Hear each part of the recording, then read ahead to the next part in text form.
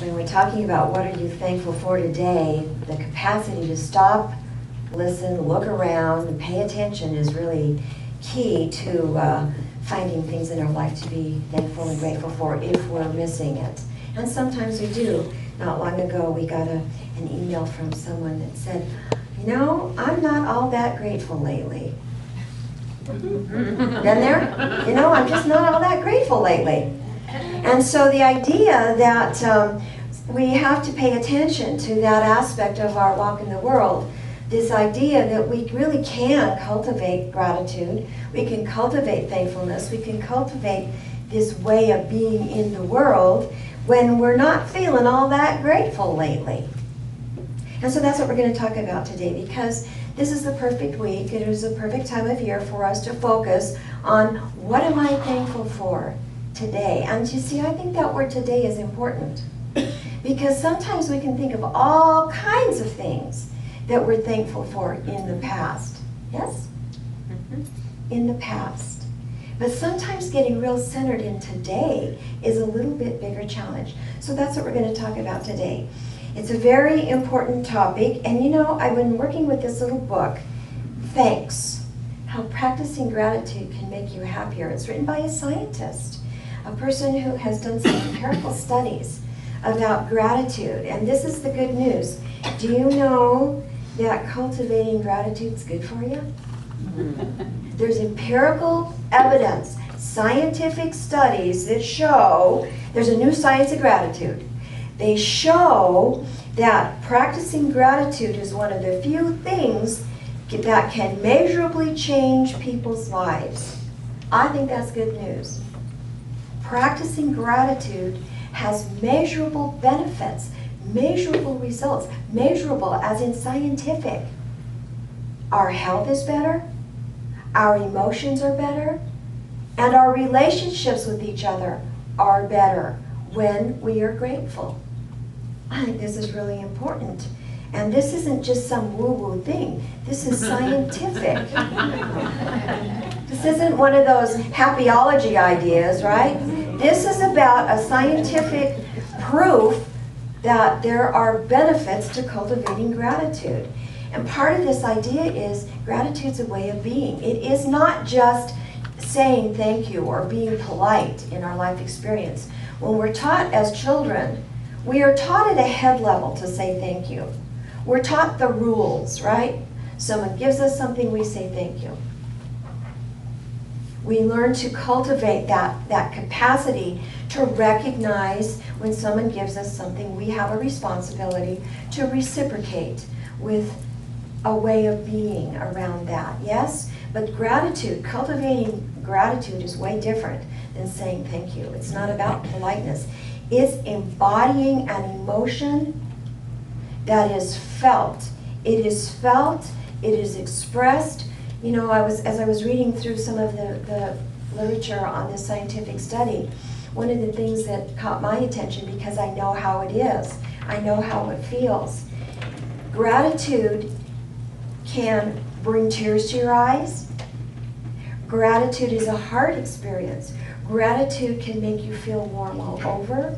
Gratitude can make you have a lump in your throat. Think about the last time you were really deeply moved by a deep sense of gratitude. Our bodies get involved. Our bodies get involved. That's why scientific studies show that when we're grateful, it changes the chemical makeup of our bodies. It makes things different for us. And part of the way that we get grateful is to become humble. We become humble. We don't know everything. We recognize the gift and the beauty in things around us. We humble ourselves enough to not have to be in competition with everything out there. Yes, yes. So and this is a good thing to know about, because we've got a few days now to cultivate some gratitude between today and Thanksgiving. However you're planning to spend Thanksgiving with your family, with your friends, maybe you plan to serve at a homeless shelter, however you do Thanksgiving. This is the deal. The scientific evidence, if you can be in a place where you actually can cultivate gratitude, you're going to enter those experiences happier. And guess what? When you're happier, you're more pleasant to be around. And when you're more pleasant to be around, guess what happens? Your energy field shifts the energy field of the rest of the experience. So if you're grateful and take that energy with you into your experience, no matter where you go and what you do, you are going to create a resonant field that's going to be a lot more positive, a lot more beneficial, a lot more loving, a lot kinder. I love what this author says. He says, we can actually reposition our spiritual and our emotional life by setting aside time to count our blessings. Count our blessings. We can reposition the way we feel about our life experience. We can reposition our connection with the divine, our spiritual connection. But you know what? We got to take time to pay attention. We've got to stop. We've got to be mindful. You know, if you can't be thoughtful and mindful, you might miss opportunities to be grateful. Like Linda was mentioning in her opening poetry, you know, paying attention to the beauty of the earth, paying attention to the energy of the people around you. If we pay attention and we are thoughtful and mindful, we're probably going to find it easier to bring forth this sense of gratitude. And what that requires is that we don't just go through life with one foot in our experiences. It requires full tilt living. It requires us to be fully embracing and immersed in our experiences, not just standing on the sidelines watching, not being a curbside person watching the parade go by. It's being involved in it, being fully participating in the moment, not standing on the sidelines. And part of this is to let everything take us by surprise. I love that idea. Let everything take us by surprise. You know, we take a lot in life for granted, don't we? We take a lot for granted. Nature's one of those things that is always surprising us.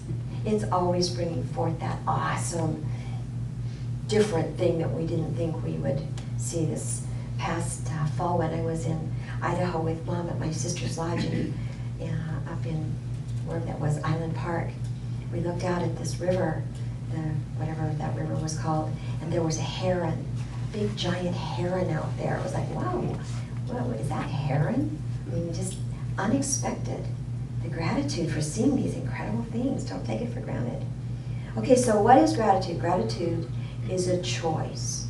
See, when we're involved in our experiences, we can come up with any incredible array of responses to whatever's going on. Yes? And if we choose to be grateful, things are different than if we choose to be judgmental, or we choose to be fearful, or we choose any other variety of responses to an experience. And so being grateful is a choice. And I love what this author says. And I never thought about it, but it is true.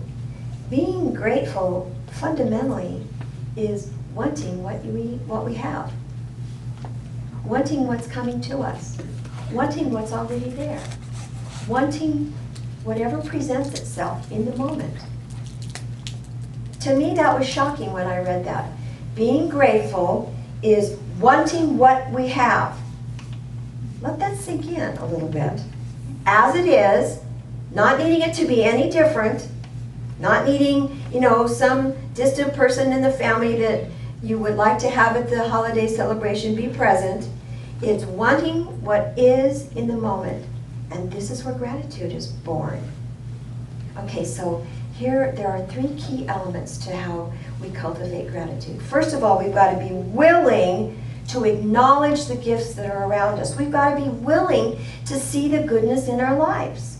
We've got to be willing to find the hidden holy spark, as the Kabbalists would call it, the holy spark that's hidden within the experience, and sometimes they don't look all that great. But we've got to be willing to find the goodness in the experience, to acknowledge it. Oh, there you go. Then, once we acknowledge it, to recognize the value that it brings us. To recognize, not only to see it, but to say, yes, this has value in my life.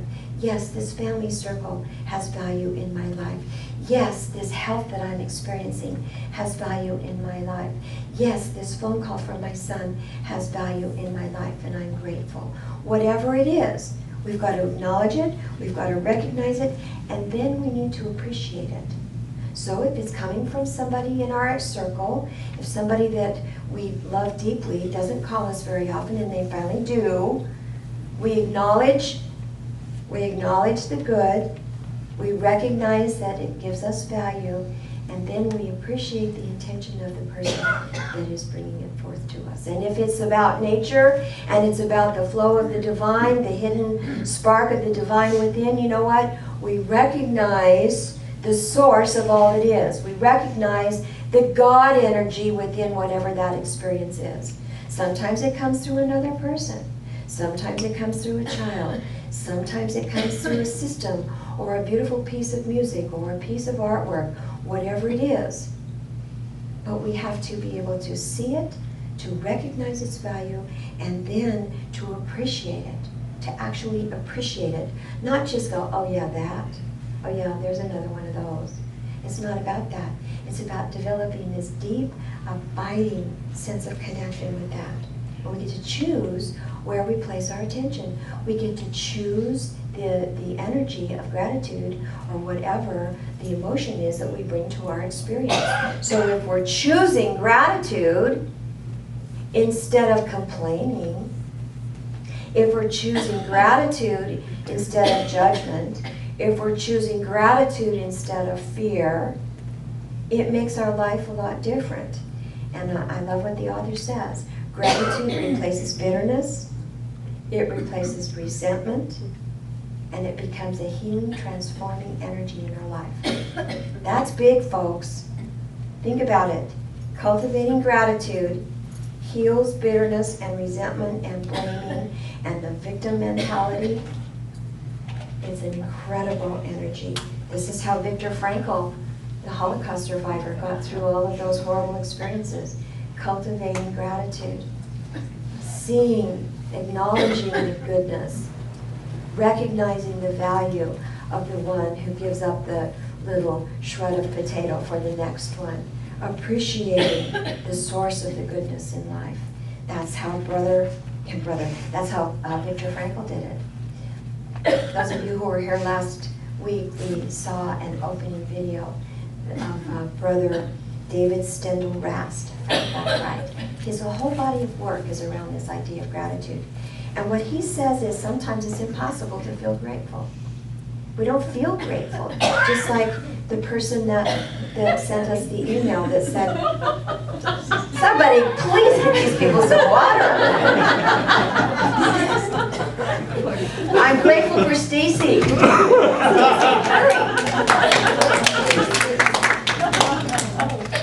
Okay, so sometimes it's hard to feel grateful.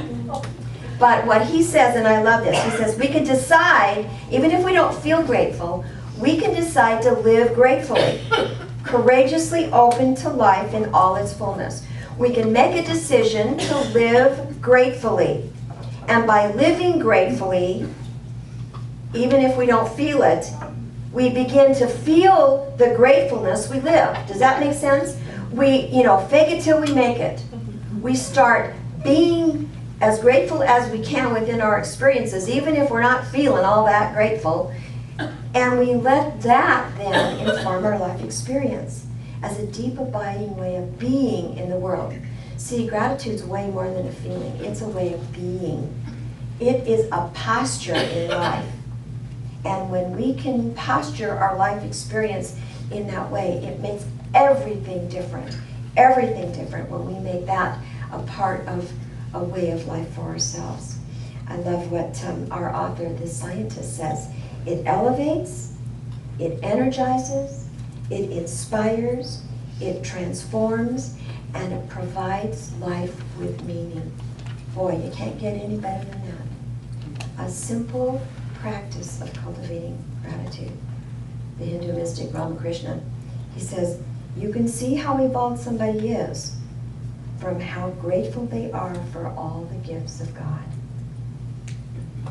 How grateful they are for all the gifts of God. So cultivating this gratitude, it's about reverence, it's about awe, it's about wonder, it's about being fully present in the moment. So what I'd like you to do this week, is everything okay? What I'd like you to do this week is remember that it's a choice. You have a choice. Whether you bring forth gratitude or some other of the huge variety of emotions that we have available to us. You get to choose to be grateful. You get to choose if you want your life to change, to be happier, if you want to feel better, if you want to create the resonant field wherever you go, if you want to be a nicer person to be around. You get to choose how that shows up. You get to choose. Doesn't matter what all those other folks are doing. And that's a biggie. That's a biggie, because sometimes, you know, I know, because you tell me, sometimes when you go into these experiences during the holidays, it doesn't always feel fabulous, doesn't always feel good. But you get to choose how you show up, and the way you show up makes a difference to everybody else. Take time to be thoughtful, take time to pay attention. Look for the holy sparks of the divine that are within all of this stuff, the icky stuff and the beautiful stuff. Let that be the thing that moves you forward. And if you're struggling, like David Steindl-Rast says, decide to live gratefully until you feel grateful.